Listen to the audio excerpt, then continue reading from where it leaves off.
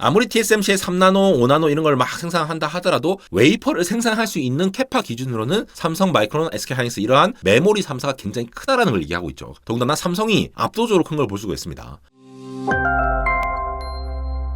네, 여러분 반갑습니다. 에러입니다. 반도체 그리고 메모리 관련해서 관심이 많으신데 간혹가다 이런 얘기를 보셨을 겁니다. 매출 기준으로 삼성이 전 세계 반도체 1등을 했다. 이런 얘기들. 근데 그와 동시에 여기 보이시는 하이닉스도 최근에 HBM을 전량 엔비디아한테 독점 공급을 함으로써 DRAM 시장에서는 또 하이닉스가 삼성을 이겼다. 이런 얘기도 많이 들어보셨죠. 그래서 오늘은 굉장히 주요한 이 지표가 될 수 있는 그래프들도 제가 굉장히 많이 준비를 했고 각각의 DRAM의 종류에 대해서도 조금 더 정리를 할 겸 해서 결국은 현재로서는 HBM을 전적으로 열심히 공급하는 기업이 결국 반도체 전체의 1등이 될 수 있다는 거, 이런 부분들을 한번 살펴보도록 하겠습니다. 여기 보시면은 이 작년 기준인데 인텔도 여기에 들어가고요. 그 유명한 엔비디아, 퀄컴, 브로드컴, AMD, 애플조차도 다 이겨버리고 삼성이 1등인 거 보실 수가 있습니다. 인텔과 삼성이 1등을 서로 왔다 갔다 하던 시기가 최근에 몇 년간 계속 이어지다가 인텔이 살짝 꺾였고, 메모리 시장이 워낙 이 캐파, 그러니까 생산하는 칩 양이 많고 대량으로 생산해서 매출 올리는 부분이 크기 때문에 이러한 구도가 크게 바뀌지 않은 상황인데요. 여기서 하이닉스가 HBM을 꾸준히 엔비디아에 공급하면서 정말 이제 급격하게 증가를 했죠. 이 기업들의 차이점이라고 하면은 물론 삼성과 인텔은 IDM이고 파운드리랑 메모리를 동시에 다 하는 기업들이지만 대부분은 패밀리스 기업인 퀄컴, 엔비디아, 애플, AMD 이런 식으로 구성되어 있고, 매출이 굉장히 높은 우리나라 기업들 같은 경우에는 삼성과 하이닉스가 주로 메모리 중심의 반도체라는 거죠. 이미 잘 아시겠지만도 이 메모리라고 하는 거는 말 그대로 메모리, 기억, 저장을 하는 용도잖아요. 근데 이 메모리도 제가 지난번에 일주일 전에 올렸던 영상처럼 D램과 플래시 메모리 이렇게 나뉘어져 있고요. 특히 플래시 메모리는 메모리 3사, 그러니까 SK하이닉스, 삼성, 마이크론뿐만이 아니라 예전에 도시바로 불렸던 키옥시아 같은 메모리, 중국 기업들도 있고 여러 기업들이 다 경쟁을 하고 있는 상황에서 단가가 좀 약간 떨어져 있는 상태인데, 메모리는 그야말로 SK하이닉스, 삼성, 마이크론 이렇게 세 기업이 주도를 하고 있습니다. 이 메모리도 종류가 여러 가지인 거죠. 여러분 여기 시금치라고 흔히 부르는 요 D램, DDR 메모리죠. 이거 시스템 메모리 같은 경우에는 이 CPU에 순차적으로 들어오는 어떤 명령어들을 최대한 빨리 처리를 해야 되는 목적입니다. CPU가 저장해놓고 쓰는 가장 큰 용량의 D램이라고 하면은 바로 이 DDR 메모리가 되겠고, 최근에 이제 DDR5, DDR4는 단종이 되면서 DDR5로 넘어가고 이런 얘기들이 많이 나오죠. 얘 같은 경우에는 이 데이터를 빨리 줘라고 CPU가 명령하면은 얼마나 빨리 내줄 수 있는지 요게 좀 중요하죠. 그 말고도 LPDDR이라는 것도 있고 GDDR이라고 하는 게 있는데, GDDR 같은 경우에는 여러분 그래픽카드 있잖아요. 게이밍용 그래픽카드 이런 거에 GDDR 딱 꽂아가지고 납땜을 해서 붙여버리는데, 뭔가 거대한 이미지를 빨리 처리한다거나 3D 모델링, 게임 같은 이런 것들을 어느 정도 정형화되어 있는 데이터 덩어리를 한꺼번에 처리를 할 수 있도록 하는 거에 특화가 되어 있거든요. 그래서 개별 데이터가 응답속도 빨리빨리 한다 이런 것보다는 한 번에 얼마나 많은 데이터를 옮길 수 있느냐, 요걸 중점적으로 설계가 된 거죠. 그래서 GDDR이 HBM에 대항마가 된다 하지만 HBM은 그보다 훨씬 더 높은 수준의 밴드위스를 가지고 있죠. 자, 버스 출발합니다 이러면은 버스가 출발하기 전까지, 정시가 될 때까지 좀 시간이 걸리지만 한 번에 보낼 때는 굉장히 많은 사람들을 태우고 싹 보낼 수 있다. 그리고 HBM은 그런 버스가 한 4층 버스, 5층 버스 된다, 이렇게 이해를 하시면 될 것 같아요. LPDDR은 또 이제 저전력으로 로우 파워로 설계가 돼서 되는 것들인데, 자, 이거를 보여드린 이유가 얘네들이 메모리로서 역할을 하는 것들이 좀 더 다른 관점에서 볼 수가 있는 게, 자, 이 시금치 같은 경우에는 여러분들이 직접 이렇게 꽂을 수가 있다는 거예요.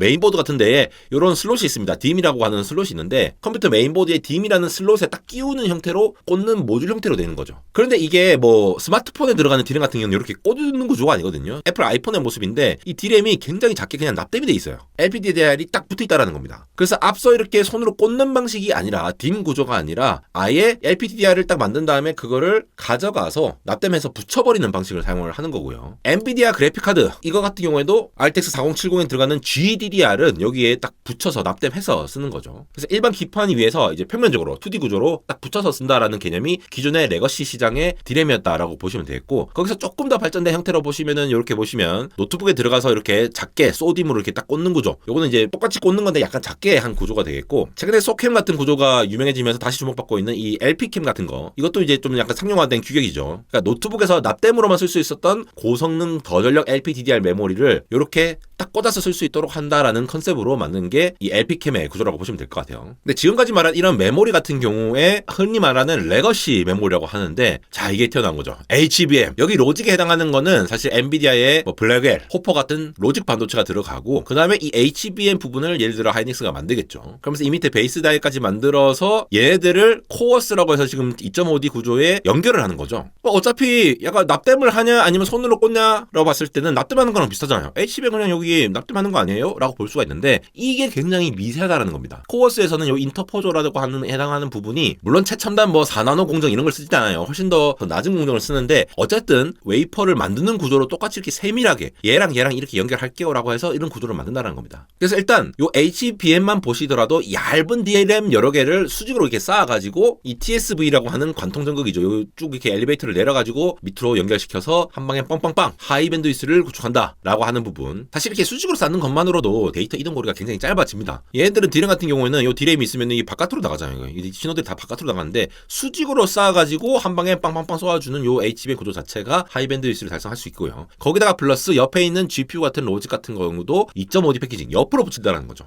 실리콘 인터포즈를 이용해서. 그래서 굉장히 미세하게 엄청 촘촘하게 연결되어 있는 것들을 서로 정교하게 같이 설계가 돼야 되다 보니까 이거는 그냥 납땜만 한다라는 개념이 아니라 처음부터 같이 고객사랑 협업해서 만들어줘야 된다는 거죠. 이게 다르다는 겁니다. 레거시 디램하고는. 자, 상황이 이렇게 되다 보니까 기존의 메모리 업체들이 앞서 말씀드린 이런 DIMM 구조의 DDR이라던가 LPDDR, GDDR 이런 거를 막 생성해서 단가를 막 이렇게 싸게 만드는 구조였는데 그게 지금 변화가 일어났습니다. 어떤 걸 보시면 아실 수 있느냐? 자, 이건 톰스 하드웨어에서 두세 달 전에 나온 기사인데 삼성이 2025년 후반기에는 DDR4 생산을 이제 안 할 거다라는 얘기가 나오면서 DDR5와 LPDDR 그리고 HBM에 집중한다라는 기사가 나옵니다. 그러니까 DDR5라는 게 최신 그 넥스트 버전의 레거시 디램의 형태라고 봤을 때에 자, DDR4 칩의 생산을 이제 그만두고 DDR5나 LPDDR 그런 뉴 시스템에 포커스해서 한다라고 하는데 이게 재밌는 게 단순히 하이닉스나 삼성이나 마이크론이 DDR4를 더 이상 생산하지 않는 이유가 단순히 중국 기업들, CXMT 같은 기업들이죠. 엄청나게 지금 보조금을 때려 부으면서 DDR4까지 지금 생산을 해서 굉장히 많이 먹고 있는데 얘네들이 DDR4를 많이 생성해서 뿐만이 아니다라는 얘기가 나오고 있는 거죠. 그러니까 CXMT 같은 중국 기업들 같은 경우에는 지금 메모리 가격을 50%나 다운시켜갖고 막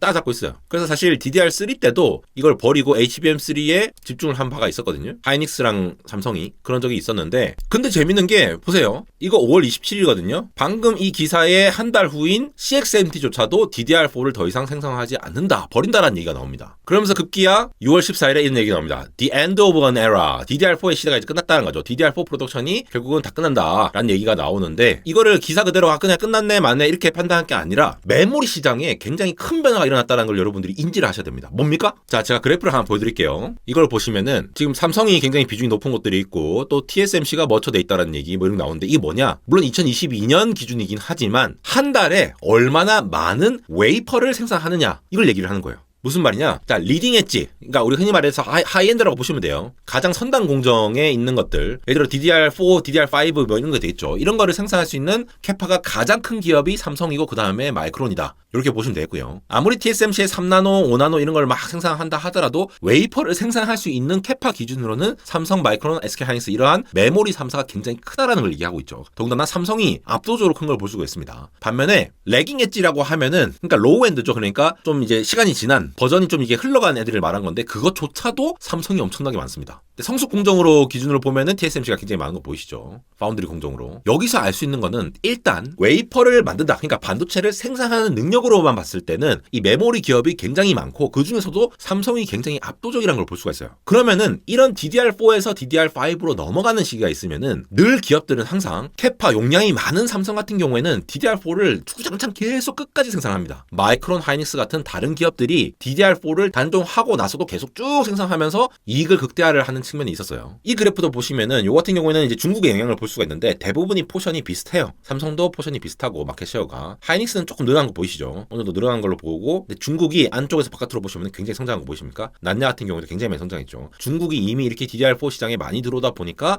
나머지 세 기업들도 단종할 수밖에 없었겠네 라고 하는 측면이 있죠. 근데 그것뿐만이 아닙니다. 핵심은 바로 HBM이라는 거죠. 요 같은 경우에는 삼성이 요거 매출 영업이익을 발표를 한 부분인데 작년 말 기준으로 2024년에 매출이 어땠느냐라고 보시면은 2023년도 대비해서 2024년도 더 늘었어요. 훨씬 더 많이 늘었는데 요거는 지금 삼성전자의 기준이니까 반도체 부분을 보려면 DS 부분을 봐야겠죠. 그러니까 DS 부분도 굉장히 많이 는 거 보십니까? 66조에서 111조로 늘어났는데 그중에서도 메모리가 굉장히 뛰어오른 걸 보실 수가 있습니다. 근데 문제는 아까 말씀드렸다시피 삼성의 경우에는 제조시설, 팹이라고 부르는 그 제조시설 자체가 너무너무 많기 때문에 얘네들이 구동되냐 안 되느냐에 따라서 매출 매출의 수준이 달라지는데 매출만 중요한 게 아니라 이 DS 부문의 영업이익이 2023년 기준으로 해서는 다시 이제 양전을 했죠. 근데 이 수준이 SK 하이닉스에 비교해 봤을 때에 그렇게 크지 않다라는 게 문제예요. 지금 요거 보시면은 HBM 레버뉴를 본 건데 HBM 전체 시장이 2022년도만 하더라도 전체 D램 시장에서 2.6%밖에 안 됐어요. 거의 뭐 휴대폰으로 치면은 폴더블 시장 수준이라고 보시면 되겠는데 그게 2023년도에 늘어나다가 2024년도에 20%까지 오릅니다. 엄청나게 많이 는 거거든요. 그래서 이 HBM 쪽의 레버뉴를 쪼개서 한번 살펴보면은 우선 왼쪽에 HBM 매출 기준으로 누가 압도적이냐? 누가 봐도 SK 하이닉스가 95%까지 차지를 하고 있어요. 2024년도 기준에. 그러니까 SK 하이닉스가 거의 다 먹었다고 보시면 돼요. 작년까지는. 그래서 하이닉스가 노란 거잖아요. 원래는 이 비중이 27%까지 떨어졌을 때도 있었죠. 2023년도에. 이거는 뭐 분기마다 다른 건데 계속 이 점유율을 HBM을 토대로 해서 굉장히 빠르게 올려가는 겁니다. 전체 메모리 시장에서. 좀 더 쪼개서 보면은 하이닉스 같은 경우에는 매출이 D램이 항상 크거든요. 2023년도 시즌 메모리 시장이 꺾였을 때는 전체적으로 다 줄었지만도 큰 거 기준으로 보시면은 항상 D램이 절반 이상을 차지하는데 특히나 이번에 매출 완전 커리어 하이를 찍었는데 이때에 핵심적으로 들어간 메모리 기술들이 D램 서버 쪽으로 들어간다라거나 이렇게 점차 포션을 확대해 왔다라는 거죠. 특히나 SK 하이닉스 같은 경우에는 결국 HBM을 토대로 해서 2023년, 2024년 이렇게 껑충 빨리 매출을 증가시키면서 영업이익을 빠르게 그것도 2018년이 진짜 역대급인데 그것보다 더 높은 수익을 얻었고 올해는 더 높고 내년에는 더더더 많이 높을 거다. 뭐 60도 얘기도 나오고 막 엄청난 얘기들이 많이 나오고 있더라고요. 그만큼 HBM에 대한 부가가치가 높아지고 있는 상황이라는 겁니다. 그래서 앞으로도 HBM3E가 이제 또 압도적으로 바뀌거든요. HBM에 늦게 참전한 마이크론과 HBM3E에 집중을 하는 모습을 보였지만 또 HBM3E에 대한 퀄이 지금 막 삼성이니 마이크론이 중요하다는 얘기가 나오는 게 이게 압도적으로 매출을 올리는 포인트가 될 거라는 거죠. 이러한 내용들을 봤을 때에 예전에는 DDR4에서 DDR5를 넘어가려고 하면은 어쨌든 비교적 메모리 회사 중에 캐파가 작은 마이크론과 SK 하이닉스의 경우 이 리딩 엣지 부분에서 DDR4를 생산하는 애들을 먼저 동료를 할 수밖에 없었던 부분들이